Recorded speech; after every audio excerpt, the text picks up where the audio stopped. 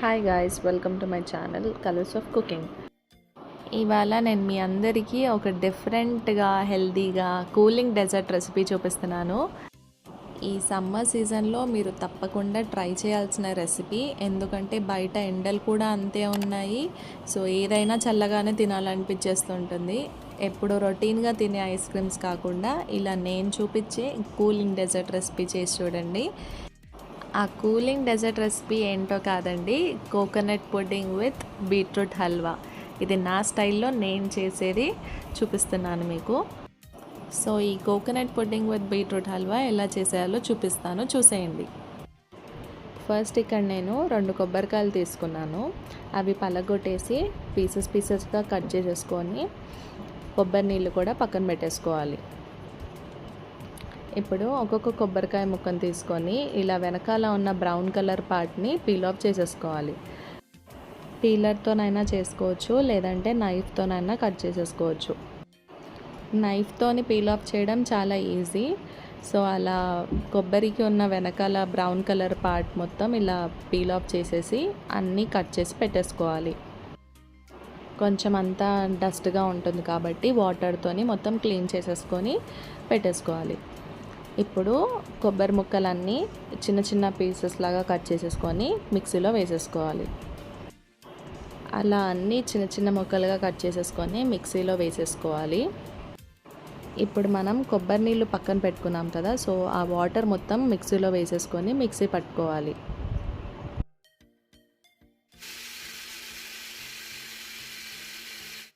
కొంచెం కొంచెం వాటర్ వేస్తూ మిక్సీ పట్టుకోవాలి.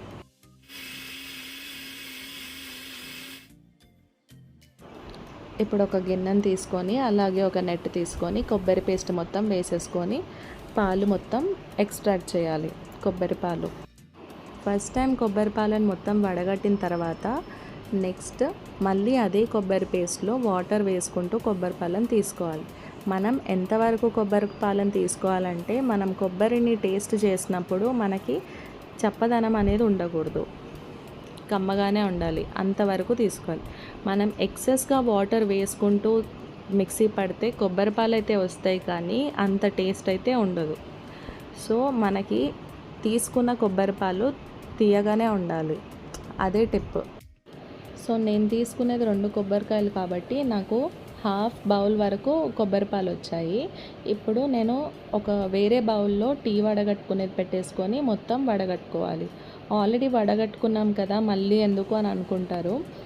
మనకి కావాల్సింది ఫైన్గా ఉన్న లిక్విడ్ కావాలి. సో ఇక్కడ మళ్ళీ నాకు ఫస్ట్ టైం వడగట్టుకున్నా మళ్ళీ కొబ్బరి పేస్ట్ అయితే వచ్చింది.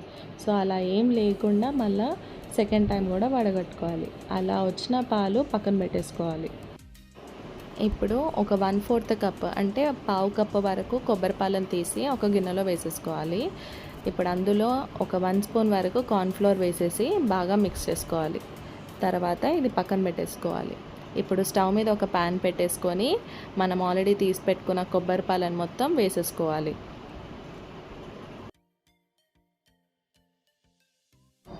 మంటని సిమ్ ఫ్లేమ్లోనే పెట్టేసుకొని ఒక 2 మినిట్స్ బాయిల్ అయిన తర్వాత ఒక 1/4 కప్ వరకు పట్టిక బెల్లం వాడుతున్నాను. జనరల్గా కోకోనట్ పుడ్డింగ్లో షుగర్ కానీ కండెన్స్ మిల్క్ కానీ వేస్తారు. నేను షుగర్ అయితే వాడట్లేదండి, మీకు ఇష్టం ఉంటే వేసుకోవచ్చు. సో నేనైతే ఇక్కడ పట్టిక బెల్లాన్ని వేస్తున్నాను. పట్టిక బెల్లం వల్ల బాడీకి చలువ చేస్తుంది, అంటే ఎక్సెస్ హీట్ మొత్తం రెడ్యూస్ చేసేస్తుంది పట్టిక బెల్లం. సో చాలా హెల్ప్ఫుల్. పట్టిక బెల్లం వేసాం కాబట్టి కరగడానికి టైం పడుతుంది. అలా కంటిన్యూస్గా స్టర్ చేసుకోవాలి.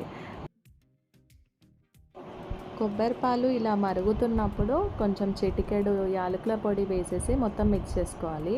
అలాగే ఆల్రెడీ కలిపి పెట్టుకున్న కార్న్ఫ్లోర్ది కూడా వేసేసి మొత్తం మిక్స్ చేసుకోవాలి. నేనైతే కోకోనట్ పుడ్డింగ్ కొంచెం థిక్నెస్ రావడానికి కార్న్ఫ్లోర్ యూస్ చేశాను. జనరల్గా కోకోనట్ పుడ్డింగ్కి థిక్నెస్ రావడానికి జెలాటిన్ కానీ లేదంటే అగార్ అని ఒక ప్రోడక్ట్ దొరుకుతుంది, అవి వేస్తూ ఉంటారు కోకోనట్ పుడ్డింగ్లో. అవి వేయడం వల్ల సాఫ్ట్గా అవుతాయి, అలానే జెల్లీలాగా కూడా వచ్చేస్తుంది. సో అవి నా దగ్గర లేవు కాబట్టి నేను దాన్ని రిప్లేస్ చేశాను కార్న్ఫ్లోర్తోని. కార్న్ఫ్లోర్ వేసిన తర్వాత థిక్నెస్ అవ్వడం ఇంకా స్టార్ట్ అవుతూ ఉంటుంది. సో కంటిన్యూస్గా స్టర్ చేసుకోవాలి. అలాగే అడగంటకుండా కూడా చెక్ చేసుకోవాలి.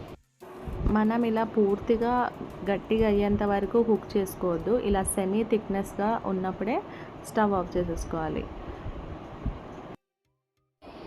ఇక్కడ నేను కేక్ మౌల్డ్ తీసుకున్నాను. కేక్ మౌల్డ్ అన్నా తీసుకోవచ్చు, ఏదైనా గ్లాస్ బౌల్ అయినా తీసుకోవచ్చు, ఏదైనా తీసుకోవచ్చు. సో దానికి ఇలా మొత్తం నెయ్యి కానీ ఆయిల్ కానీ ఇలా అప్లై చేసేసుకోవాలి. గ్రీస్ చేసేసుకొని పక్కన పెట్టేసుకోవాలి. ఇప్పుడు ఇది చల్లారిన తర్వాత కేక్ మౌల్డ్లో మొత్తం వేసేసుకోవాలి. ఇది మనము ఒక 3 to 4 అవర్స్ వరకు ఫ్రిడ్జ్లో పెట్టేసుకోవాలి. అప్పుడే మనకి సాఫ్ట్గా స్పంజీగా అలా ఫామ్ అవుతుంది. కనీసం ఒక 3 అవర్స్ అన్న పక్కా పెట్టాలి. సో ఇది ప్రాపర్గా సెట్ అవ్వడానికి టైం పడుతుంది కాబట్టి నేను ఇక్కడ బీట్రూట్ హల్వా ప్రిపేర్ చేస్తున్నాను. చూసేయండి. 3 బీట్రూట్స్ తీసుకొని ఇలా పీల్ ఆఫ్ చేసేసుకొని తురుముకోవాలి. పెద్ద సైడ్ తురుముకోవాలి, చిన్నగా అస్సలు తురుముకోవద్దు, పేస్ట్ లాగా అయిపోతుంది. సో పెద్ద సైడే తురుముకోవాలి. అలా అంతా తురిమి పెట్టుకున్న తర్వాత స్టవ్ మీద ఒక ప్యాన్ పెట్టేసుకొని అది వేడైన తర్వాత ఒక 2 స్పూన్స్ వరకు నెయ్యి వేసుకున్నాను. అది కొంచెం కరిగిన తర్వాత తురిమి పెట్టుకున్న బీట్రూట్ మొత్తం వేసేసుకొని ఒకసారి అంతా మిక్స్ చేసేసుకోవాలి. ఇది ఎప్పటిదాకా ఫ్రై చేసుకోవాలంటే దీంట్లో వచ్చే వాటర్ మొత్తం ఇంకిపోవాలి. అప్పటిదాకా మంచిగా కుక్ చేసుకోవాలి.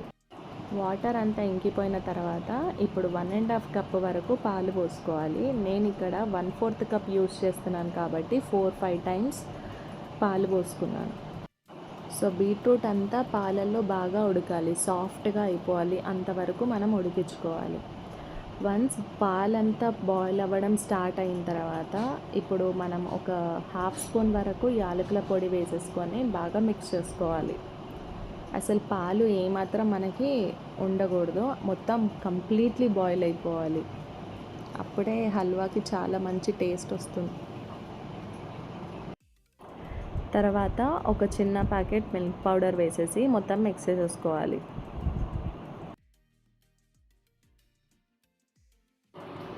పాలు కంప్లీట్లీ బాయిల్ అయిపోయిన తర్వాత ఒక 1/2 కప్ వరకు బెల్లం తురుము వేసుకుంటున్నాను. మీకు ఇష్టం అనిపిస్తే చక్కెర కూడా వాడచ్చు. సో చక్కెర నేనైతే వాడట్లేదు కాబట్టి బెల్లం తురుము మొత్తం కలిసిపోయేలాగా కలిపేసుకోవాలి. ఇప్పుడు ఒక 2 స్పూన్స్ వరకు కాజు పౌడర్, కచ్చపచ్చగా చేసుకున్న పౌడర్ వేసేసుకొని మొత్తం మిక్స్ చేసేసుకోవాలి. బెల్లం తురుము వేసిన తర్వాత ఒక 5 మినిట్స్ కుక్ చేసుకోవాలి. ఇప్పుడు ఫైనల్గా డ్రై ఫ్రూట్స్, నెయ్యిలో డ్రై ఫ్రూట్స్ అన్నీ వేసేసి మీకు ఇష్టం అండి, కాజు, బాదం, కిస్మిస్ ఏవైనా వేసుకోవచ్చు డ్రై ఫ్రూట్స్. అవి నెయ్యిలో బాగా ఫ్రై చేసేసుకొని బీట్రూట్ హల్వాలో మిక్స్ చేసేసుకోవాలి. ఇప్పుడు ఫైనల్గా బీట్రూట్ హల్వా రెడీ అయిపోయింది. ఇది చల్లారిన తర్వాతనే సర్వ్ చేసుకుంటే ఇంకా టేస్ట్ బాగుంటుంది. అండ్ ఇక్కడ ఒక 4 గంటల తర్వాత కేక్ మోల్డ్ ఫ్రిడ్జ్లో నుంచి తీసేసాను. ఇప్పుడు నైఫ్తోని మొత్తం స్క్రేప్ అవుట్ చేసుకుంటున్నాను. ఎందుకంటే నేను కేక్ మోల్డ్కి నెయ్యి అప్లై చేసుకున్నాను. సో అందుకని ఇది కొంచెం గడ్డగట్టింది. ఇప్పుడు మొత్తం స్క్రేప్ అవుట్ చేసిన తర్వాత ఒక ప్లేట్ తీసేసుకొని మొత్తం ట్యాప్ చేసేసుకోండి. సో మెల్లిగా ఓపెన్ చేస్తే బ్యూటిఫుల్ కోకోనట్ పుడ్డింగ్ రెడీ అయిపోయిందండి. టచ్ చేసి చూస్తే చాలా సాఫ్ట్గా, స్మూత్గా, స్పంజీగా కూడా ఉంది. యాక్చువల్లీ మనం ఈ కోకోనట్ పుడ్డింగ్లో అగార్ అగార్ కానీ జెలటిన్ కానీ యూజ్ చేయకుండా జస్ట్ కార్న్ఫ్లోర్ యూజ్ చేసి మనకి ఇలా సాఫ్ట్గా స్పంజీగా వచ్చింది. కోకోనట్ పుడ్డింగ్ ఇలా ప్లెయిన్గా తినొచ్చు, లేదంటే డిఫరెంట్గా నా స్టైల్లో ఇలా బీట్రూట్ హల్వా వేసుకొని మధ్యలో కొంచెం పిస్తాతో గార్నిష్ చేసుకొని చేసేయండి. చాలా బాగుంటుంది. చూడడానికి కలర్ కాంబినేషన్ ఎక్సలెంట్ ఉంది కదా, వైట్ అండ్ పింక్. సాఫ్ట్గా, స్మూత్గా, స్పంజీగా అసలు చాలా బాగుంది. కట్ చేయబుద్ధి కూడా కాలేదు అసలుకి. బట్ మీకైతే చూపించాలి కదా లోపల ఎలా వచ్చింది అనేది. సో కట్ చేసి చూపిస్తున్నాను. చూస్తున్నారు కదా ఎంత సాఫ్ట్గా ఉందో, అసలుకి చాలా యమ్మీగా ఉంది. ఓన్లీ కోకోనట్ పుడ్డింగ్ తినేదానికంటే ఇలా డిఫరెంట్గా నా స్టైల్లో beetroot halwa with coconut pudding తినండి. చాలా బాగుంటుంది. టేస్ట్ అయితే అల్టిమేట్ కాంబినేషన్. మీరు డెఫినెట్గా ట్రై చేయండి. పక్కా you guys will love this. So మీకు ఈ వీడియో కనుక నచ్చినట్లయితే ప్లీజ్ ఒక లైక్, షేర్ అండ్ సబ్స్క్రైబ్ చేసేసుకోండి. థ్యాంక్స్ ఫర్ వాచింగ్ అండి. బాయ్.